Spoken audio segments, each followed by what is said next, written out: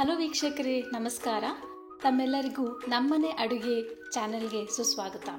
ಇವತ್ತು ಈ ವಿಡಿಯೋ ಮೂಲಕ ನಿಮಗೆ ಬಹಳ ಆರೋಗ್ಯಕರವಾದಂತಹ ಹಾಗೂ ರುಚಿಕರವಾದಂತಹ ಹೊನಗೋನೆ ಸೊಪ್ಪಿನ ಪಲ್ಯ ಹಾಗೂ ಬಸ್ಸಾರನ್ನು ಹೇಗೆ ಮಾಡೋದು ಅಂತ ತಿಳಿಸ್ಕೊಡ್ತೀವಿ. ಹಳ್ಳಿಯಲ್ಲಿ ಹುಟ್ಟಿದಂಥ ಪ್ರತಿಯೊಬ್ಬರಿಗೂ ಗೊತ್ತಿರುತ್ತೆ ಹೊನಗೋನೆ ಸೊಪ್ಪಿನ ಮಹತ್ವ ಹಾಗೂ ರುಚಿ ಏನು ಅಂತ. ಈ ವಿಡಿಯೋ ಶುರು ಮಾಡೋದಕ್ಕಿಂತ ಮೊದಲು ನೀವಿನ್ನೂ ನಮ್ಮ ಚಾನಲ್ಗೆ ಸಬ್ಸ್ಕ್ರೈಬ್ ಮಾಡಿಲ್ಲ ಅಂದರೆ ಸಬ್ಸ್ಕ್ರೈಬ್ ಮಾಡಿ, ಹಾಗೆ ಪಕ್ಕದಲ್ಲೇ ಇರೋ ಬೆಲ್ ಐಕನ್ನನ್ನು ಪ್ರೆಸ್ ಮಾಡ್ಕೊಳ್ಳಿ. ಹಾಗಾದರೆ ಬನ್ನಿ ವೀಕ್ಷಕರೇ, ಹೊನಗೋನೆ ಸೊಪ್ಪಿನ ಪಲ್ಯ ಹಾಗೂ ಬಸ್ಸಾರನ್ನು ಮಾಡೋದು ಹೇಗೆ ಅಂತ ನೋಡೋಣ.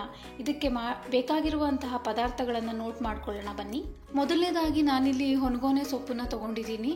ಇದನ್ನು ಇವತ್ತು ಬರ್ತಾ ತುಮಕೂರಿಂದ ಫ್ರೆಶ್ ಆಗಿ ತೊಗೊಂಡು ಬಂದಿದ್ದೀವಿ. ಇದನ್ನು ಕ್ಲೀನಾಗಿ 5 ರಿಂದ 6 ಸತಿ ನೀರಲ್ಲಿ ತೊಳೆದು ಕ್ಲೀನಾಗಿ ಬಿಡಿಸಿ ಇಟ್ಕೊಂಡಿದ್ದೀನಿ. ನೆಕ್ಸ್ಟ್ ನಮಗೆ ಬೇಕಾಗಿರುವಂಥದ್ದು 1 ಕಪ್ಪು ತೊಗರಿಬೇಳೆ ಕ್ಲೀನಾಗಿ ಆರಿಸಿ ಇಟ್ಕೊಂಡಿದ್ದೀನಿ. ಪಲ್ಯಕ್ಕೆ ಒಗ್ಗರಣೆ ಕೊಡೋದಕ್ಕೆ ಸಾಸಿವೆ, ಜೀರಿಗೆ, ಕರಿಬೇವು ಮತ್ತು ಸ್ವಲ್ಪ 1 ಚಿಟಿಕೆ ಅರಿಶಿನ ಪುಡಿ ಇಟ್ಕೊಂಡಿದ್ದೀನಿ. ಹಸಿಮೆಣಸಿನ್ಕಾಯಿ 4 ರಿಂದ 5 ಉದ್ದುದಕ್ಕೆ ಹೆಚ್ಕೊಂಡಿದ್ದೀನಿ. 2 ಈರುಳ್ಳಿನ ಸಣ್ಣದಾಗಿ ಉದ್ದುದ್ದಕ್ಕೆ ಹೆಚ್ಕೊಂಡಿದ್ದೀನಿ. ಸೊಪ್ಪಿನ ಜೊತೆಗೆ ತುಂಬ ಜನ ಸಣ್ಣದಾಗಿ ಹೆಚ್ಚಿಬಿಡ್ತಾರೆ, ಅದು ಕ್ಲೀನಾಗಿ ಸಿಗೋದಿಲ್ಲ. ಸೊ ಅದಕ್ಕೋಸ್ಕರ ಉದ್ದುದ್ದಕ್ಕೆ ಹೆಚ್ಕೊಳ್ಳಿ. ಅಂದರೆ ಇವಾಗ ಬಸ್ಸಾರಿಗೆ ಬೇಕಾಗಿರೋ ಪದಾರ್ಥಗಳೇನೆಂದರೆ ಹುಣಸೆಹಣ್ಣು, ನಿಂಬೆಗಾತದ ಹುಣಸೆ ಹಣ್ಣನ್ನು ನೀರಿನಲ್ಲಿ ನೆನೆಸಿಡಿ.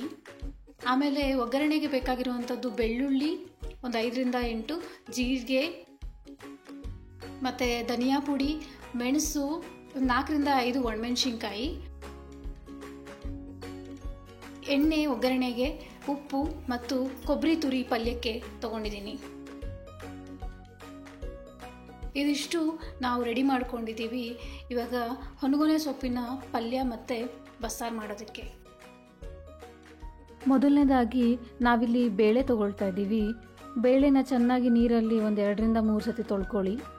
ಈಗ ಒಲೆ ಹಚ್ಚಿ ಕುಕ್ಕರಲ್ಲಿ ನಾನು ನೀರು ಕುದಿಯೋಕೆ ಇಟ್ಟಿದ್ದೀನಿ. ನೀರು ಕುದ್ದಿದೆ ಅಂದಿದ ತಕ್ಷಣ ತೊಳೆದಿಟ್ಕೊಂಡಿರುವಂಥ ಎಲ್ಲ ಬೇಳೆನೂ ಹಾಕಿಬಿಡಿ. ಹಾಕಿ 1 ಸತಿ ಕೈ ಆಡಿಬಿಟ್ಟು ಕುದಿಯೋದಕ್ಕೆ ಬಿಡಿ. 4 ರಿಂದ 5 ಜಜ್ಜಿಟ್ಕೊಂಡಿರೋ ಬೆಳ್ಳುಳ್ಳಿಯನ್ನು ಕುಕ್ಕರ್ಗೆ ಹಾಕಿ ಕುದಿಯಲು ಬಿಡಿ.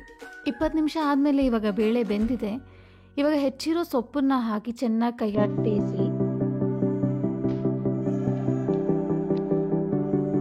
1 ಕಪ್ ನೀರು ಹಾಕಿ ಸ್ವಲ್ಪ ಉಪ್ಪು ಹಾಕಿ ಕುದಿಸಿ.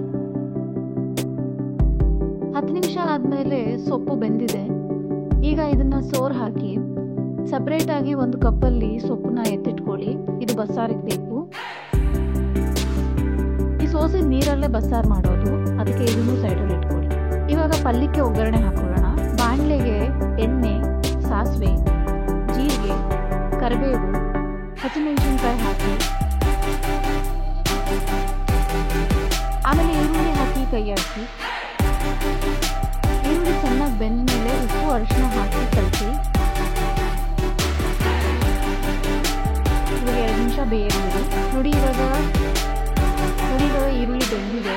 ಬೆಂದಿರುವಂತಹ ಸೊಪ್ಪನ್ನ ಹಾಕೊಳ್ಳೋಣ. ಒಗ್ಗರಣೆ ಮತ್ತು ಸೊಪ್ಪು ಚೆನ್ನಾಗಿ ಕಲಿಸ್ಕೊಳ್ಳಿ. 5 ನಿಮಿಷ ಆದಮೇಲೆ ಕೊತ್ತಂಬರಿ ತುರಿ ಹಾಕಿ ಕೈ ಆಡಿಸ್ಕೊಳ್ಳಿ. ಇನ್ನೊಂದು 2-3 ನಿಮಿಷ ಹೀಗೆ ಬೇಯಿಸಿ.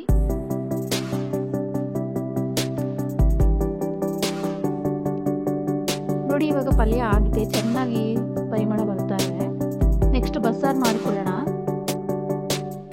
ಬಾಣಲೆಯಲ್ಲಿ ಮಸಾಲ ಪದಾರ್ಥಗಳನ್ನು ಡ್ರೈ ರೋಸ್ಟ್ ಮಾಡಿಕೊಳ್ಳೋಣ. ಮೆಣಸು, ಜೀರಿಗೆ, ಬೆಳ್ಳುಳ್ಳಿ, ಒಣಮೆಣಸಿನ್ಕಾಯಿ ಹಾಕಿ 2 ನಿಮಿಷ ಡ್ರೈ ರೋಸ್ಟ್ ಮಾಡ್ಕೊಳ್ಳಿ.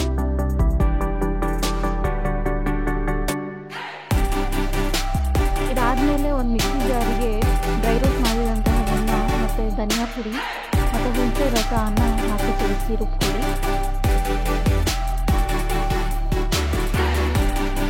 ಆಮೇಲೆ ಎತ್ತಿಟ್ಟಂತಹ ಸೊಪ್ಪನ್ನ ಹಾಕಿ ಚೆನ್ನಾಗಿ ರುಬ್ಬಿ. ಇದರಿಂದ ಬಸ್ಸಾರು ಗಟ್ಟಿ ಚೆನ್ನಾಗಿ ಬರುತ್ತೆ. ಇವಾಗ ಬಸ್ಸಾರು ಮಸಾಲೆ ರೆಡಿ ಆಗಿದೆ ನೋಡಿ. ಇವಾಗ ಒಗ್ಗರಣೆ ಮಾಡ್ಕೊಳ್ಳೋಣ. ಬಾಣಲೆಗೆ ಎಣ್ಣೆ, ಸಾಸಿವೆ, ಜೀರಿಗೆ, ಕರಿಬೇವು ಹಾಕಿ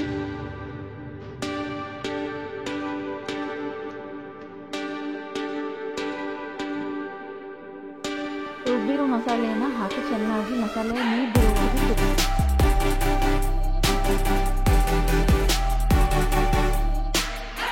3 ನಿಮಿಷ ಆದಮೇಲೆ 2 ಕಪ್ ನೀರು ಹಾಕಿ ಬಸ್ಸಾರು ಹದ ಚೆಕ್ ಮಾಡ್ಕೊಳ್ಳಿ. ತುಂಬ ಗಟ್ಟಿನೂ ಇರಬಾರ್ದು, ತುಂಬ ನೀರಾಗಿ ಇರಬಾರ್ದು, ಹದ ಚೆನ್ನಾಗಿ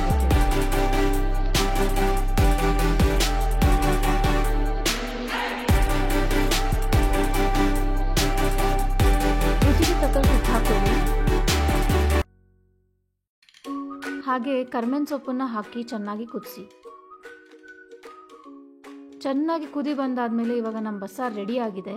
ಸೂಪರ್ ರುಚಿ ಇದೆ. ನೀವೆಲ್ಲ ಇದನ್ನು ಟ್ರೈ ಮಾಡಲೇಬೇಕು. ನೋಡಿದ್ರಲ್ಲ ವೀಕ್ಷಕರೇ, ಹೊನ್ಗೊನೆ ಸೊಪ್ಪಿನ ಪಲ್ಯ ಮತ್ತು ಬಸ್ಸಾರು ಹೇಗೆ ಮಾಡೋದು ಅಂತ ಸಿಂಪಲ್ಲಾಗಿ ಹೇಳ್ಕೊಟ್ಟಿದ್ದೀನಿ.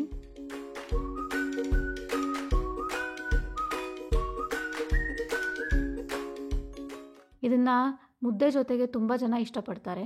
ನೀವು ಇದನ್ನು ನಿಮ್ಮ ಮನೇಲಿ ಟ್ರೈ ಮಾಡಿ ಆಮೇಲೆ ಹೇಗಿತ್ತು ಅಂತ ತಿಳಿಸಿ. ಇನ್ನೂ ಹೆಚ್ಚಿನ ವೀಡಿಯೋಸ್ಗೋಸ್ಕರ ನಮ್ಮ ಚಾನಲ್ಗೆ ಸಬ್ಸ್ಕ್ರೈಬ್ ಮಾಡ್ಕೊಳ್ಳಿ. ಮತ್ತು ಸಿಗೋಣ ಮುಂದಿನ ವೀಡಿಯೋದಲ್ಲಿ. ಧನ್ಯವಾದಗಳು.